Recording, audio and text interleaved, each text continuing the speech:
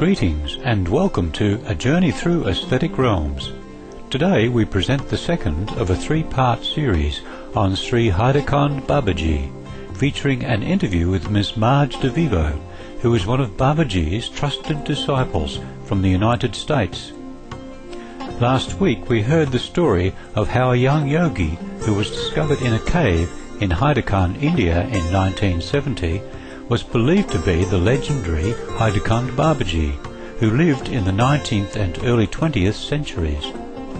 Ms. DeVivo also shared how she first came into contact with him at his Haidakhand ashram in India.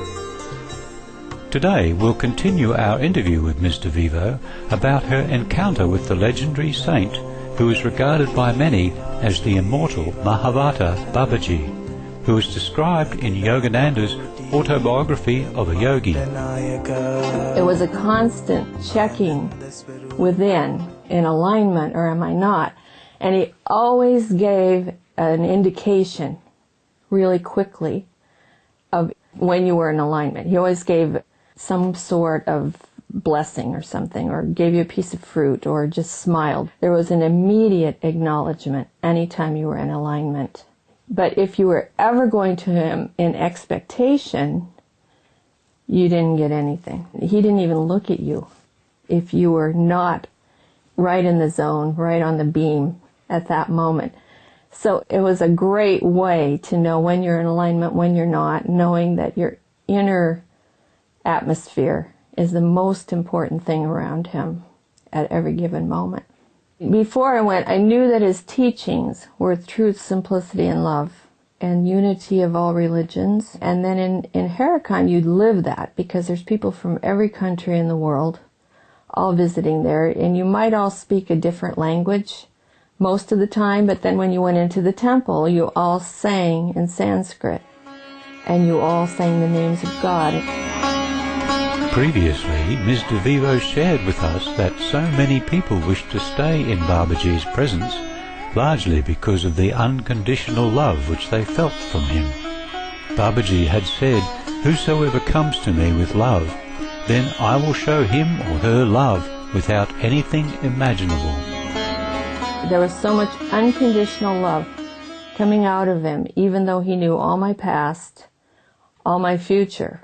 That was mind-boggling. I mean, truly mind-boggling. And to actually feel unconditional love from any being is something I don't think you get over. You knew that he knew if you weren't doing what you said you would do, or if you weren't treating someone else in the ashram exactly, very nicely.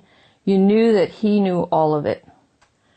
And he would often just burst into rooms. It was an omnipresent, omniscient type of experience where you just knew, okay, the jig's up. There's no fake anything.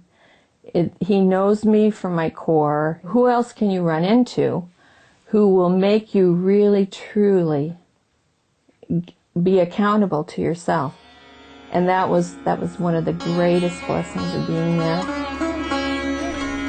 Illustrating Babaji's deep knowing is the following experience shared with Ms. DeVivo and others by a devotee named Dan Brule. In kindergarten, I was taught to squeeze to the left side of my chair in order to make room for my guardian angel to sit. Deeply impressed, I took these instructions very seriously.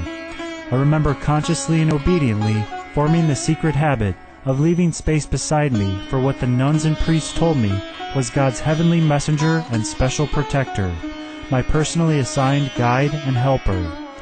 I don't know when I left that ritual behind, or when that delightful childhood game faded away, but I remember exactly when the memory of it was awakened.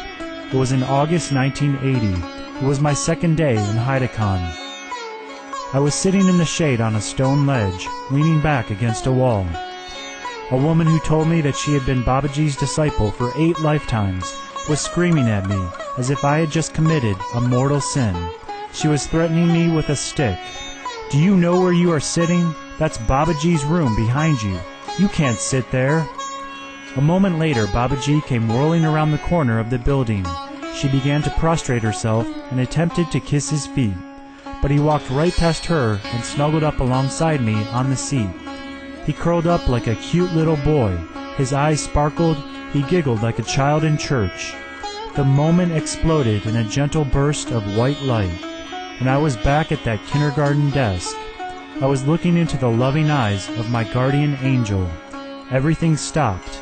He was, in that moment, the most beautiful man I had ever known.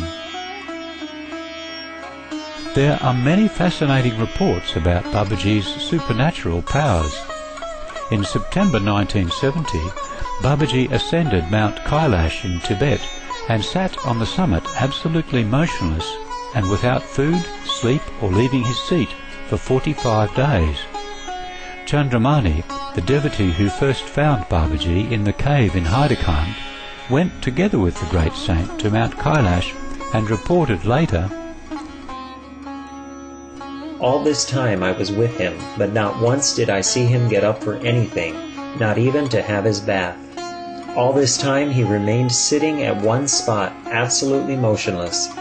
When he finally came out from his deep meditation, I asked him how he would have his bath, since I could not see water anywhere. He answered me, 'I order the wind to fetch me water, and that is what I bathe with.' Then I noticed that his lovely long tresses were dripping with water."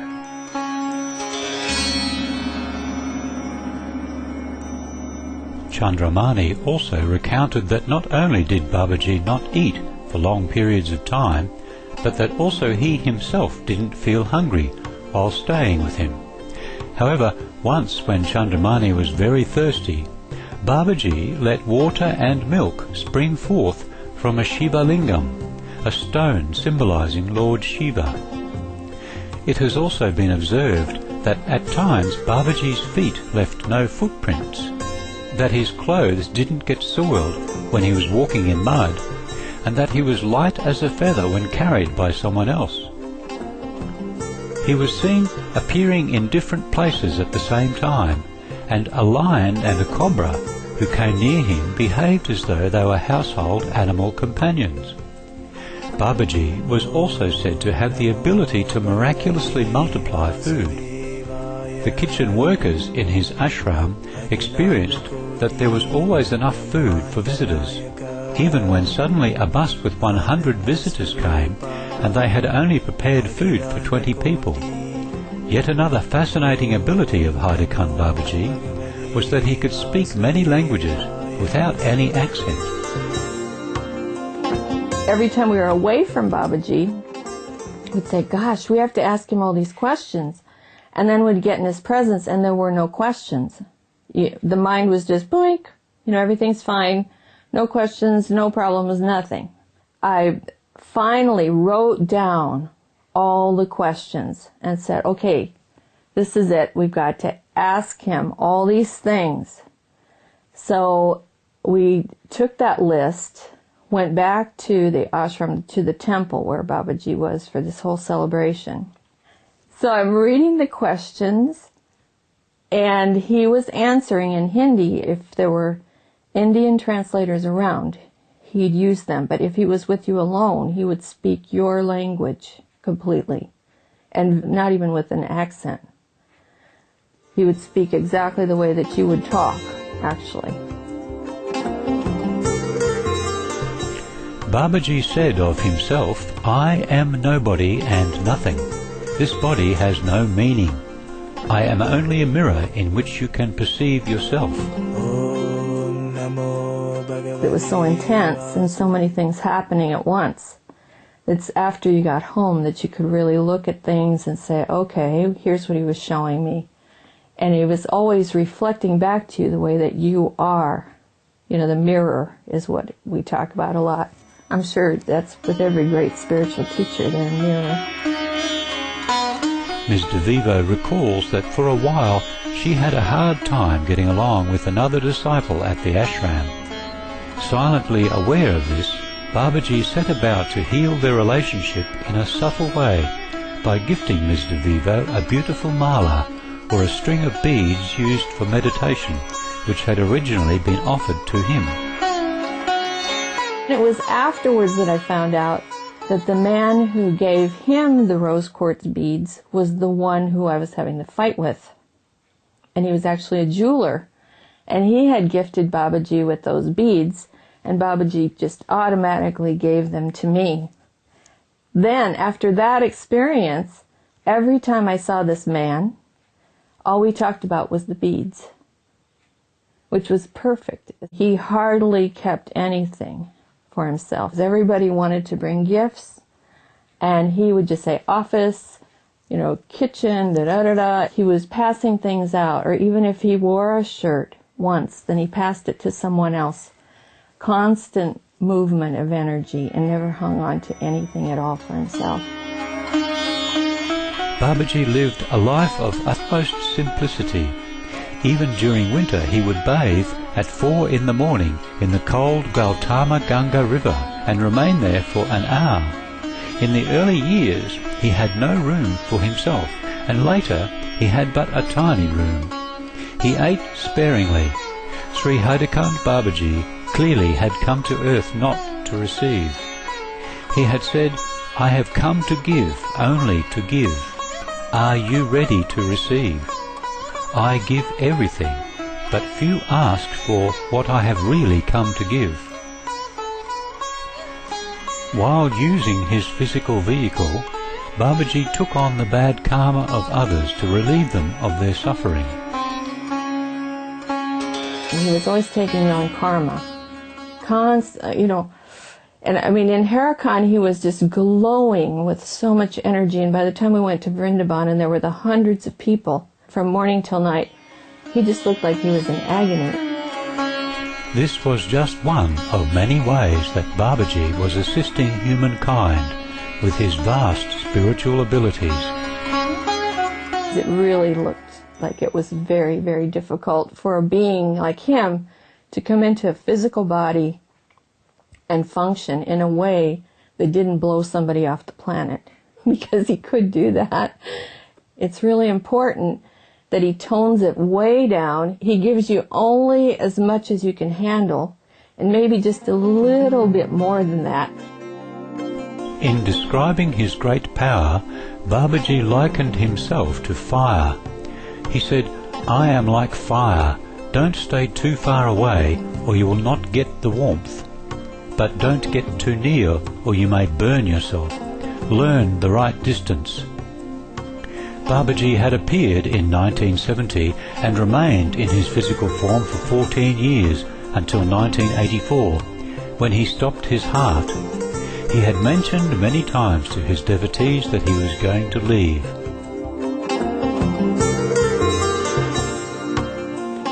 Thank you, elevated viewers, for your company today.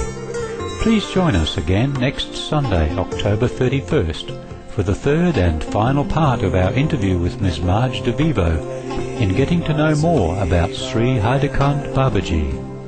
Be sure to tune in as Supreme Master Ching Hai shares her insights about Babaji, the wondrous immortal saint.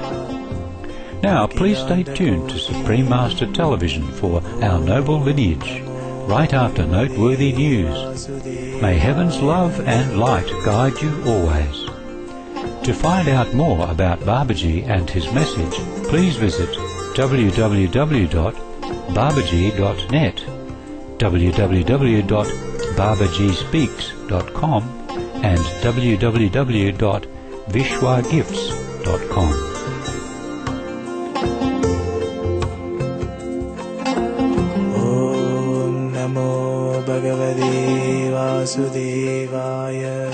For more details, please visit www.suprememastertv.com/AJAR